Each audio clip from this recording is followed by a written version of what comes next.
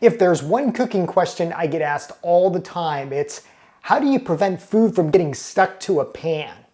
Well, today I'm going to share 4 simple steps to keep that from happening. Hello and welcome to I Want to Cook. My name is Chef Matt and this channel is all about helping you be a better cook no matter your skill level. And today we are tackling a tricky and sticky topic, and that is food getting stuck to a pan.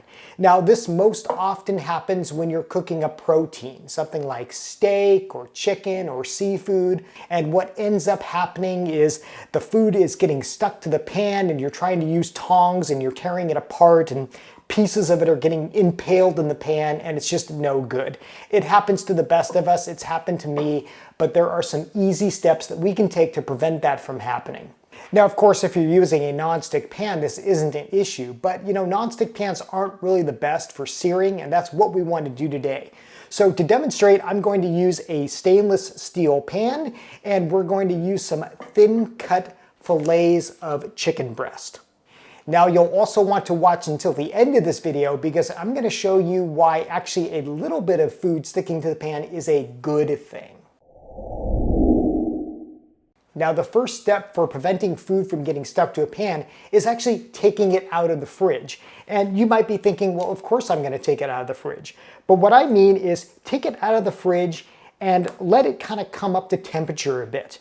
See, what happens when you put a really cold meat into a hot pan, that meat can stick. So what I'm doing is I'm taking this chicken out of the fridge and we're just gonna kind of let it sit at room temperature for, maybe 15 or 30 minutes if you have the time, and just kind of let it come up to temperature. Don't leave this out for hours, but just kind of give it a little bit of time. And this is also a really good opportunity to season the chicken. So what I'm doing is I'm putting some vegetable oil on it, just kind of coating that, and we're gonna really season this lightly with some salt and pepper. Just kind of sprinkle it all over. And we'll flip these pieces and do the same.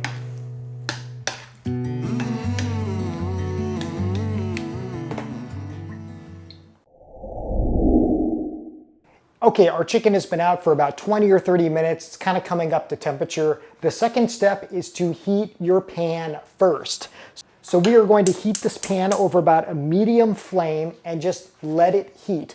We are going to set a timer for about 1 minute and let this pan heat. In culinary school, that was drilled into our heads. Heat the pan first.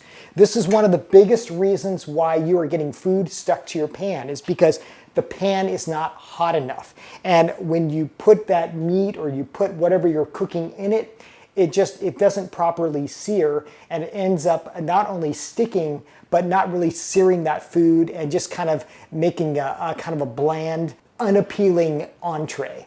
Okay, our pan's been heating for a minute. You can go even a little bit longer if you want. Now, step number 3 is adding oil to the pan and heating that oil up as well. So we're gonna just use some vegetable oil here. You can use canola oil, you can use peanut oil. I would not use olive oil because that has a lower smoke point and we want to really kind of sear this meat. So you want something that has a higher smoke point. So we are just gonna put some oil in this pan and we are gonna let this heat for about another minute or 2. You wanna heat this until that oil just starts to shimmer.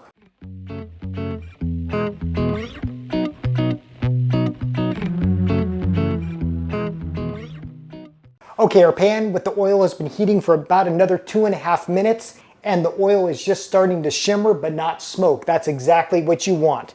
And here is step number 4. Put the meat, put the chicken, put the fish, whatever you're putting in the pan and don't touch it. So we're gonna put a fillet right in. You're gonna wanna hear a nice sizzle, just like that.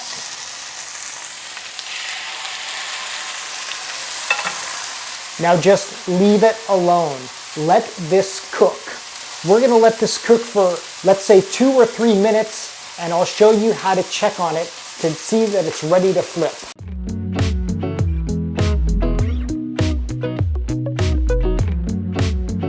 one of the biggest mistakes you can make when you're cooking a piece of chicken like this is to start kind of poking at it or start prodding at it. But there was another saying we had in culinary school, and that was let the food cook. So that's what we're letting it do right now. So this chicken has been cooking for about 3 minutes now, and here's the secret. When the food is ready to release from the pan, it will let you know. How does it let you know? Just take a spatula, put it under the meat, and if you can slide the spatula under the meat and flip it, then it's ready to flip.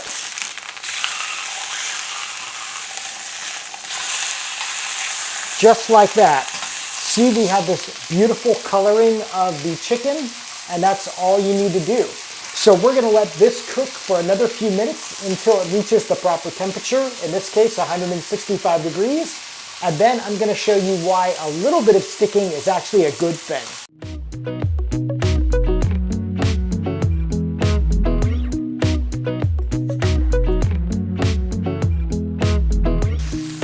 Okay, I'm checking the temperature here of our chicken. It has reached 165 degrees, so it is done. So I'm going to remove it from the pan, and we're just gonna set it in an awaiting plate here. We're gonna let our chicken rest covered. We're gonna turn this to low. Now, remember how I said a little bit of sticking is a good thing? Here's why.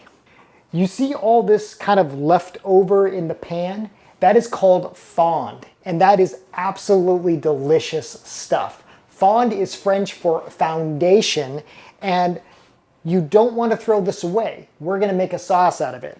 So I have some chicken broth here, and we are just going to pour this in.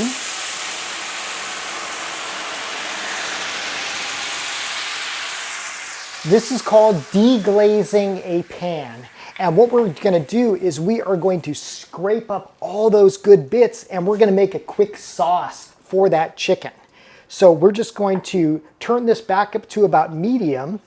We're gonna let this come up to a simmer, and we're gonna let it reduce. And all that means is exactly what it, well, sounds like. We're gonna let it reduce a bit. So just kind of keep scraping the bottom of the pan. I'm using a wooden spatula here.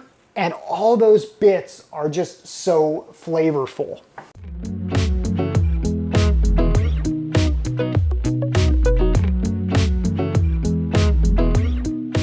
Okay, our sauce is reducing, and to add a little bit more flavor, we're gonna put a nice pat of butter right into this sauce. You could also use wine for this sauce. You could use a white wine. That would also make a lovely sauce, but chicken stock or beef stock, even vegetable stock, is really, really great with this. Now we're just gonna kind of swirl this butter around, and what this is gonna do is add a nice kind of creamy element to this sauce. Just like that, we just want the butter to melt. This is already smelling so good. And last but not least, I chopped up some parsley, just some Italian flat leaf parsley. We're gonna add this right to this sauce, just like that. And then finally, we're gonna throw a little bit of acid in here, just in the form of some lemon juice. Just a couple drops, just right in here. And that's gonna add some nice punch to this sauce. That is so good. And guys, this came together in like, I don't know, 10, 15 minutes. Now what you can do is you can actually just add this sauce just like this. Look what we just made.